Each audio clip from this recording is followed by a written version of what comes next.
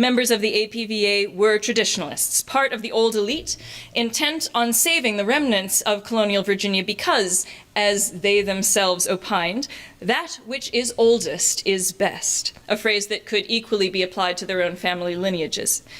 The APVA managed in 1893 to wrangle from a northern industrialist named E.E. Barney 22.5 acres of land on the island he had recently purchased, Jamestown Island.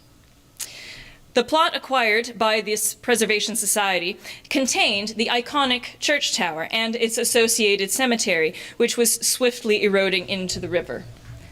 So here you have a view of the old cemetery area, the church foundations area, looking out towards the river.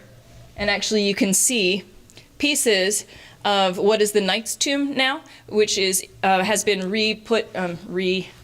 not interred, but it's in the chancel now. You can see here the position has shifted, but they did conduct in the 1890s, sponsor archaeology to uncover the foundations of the 3 iterations of church buildings that had sat on this site in the 17th century.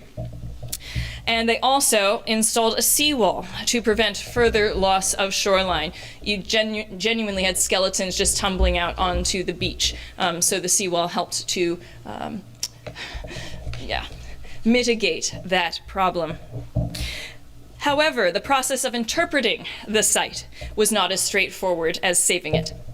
The Society's members disagreed, some of them bitterly, over how best to respect the existing ruins, whether to refurbish or rebuild them, how to landscape the area, whether to erect memorials and to whom, and whether the bricks from a collapsed 17th century structure might, in good conscience, be sold as mementos to raise funds.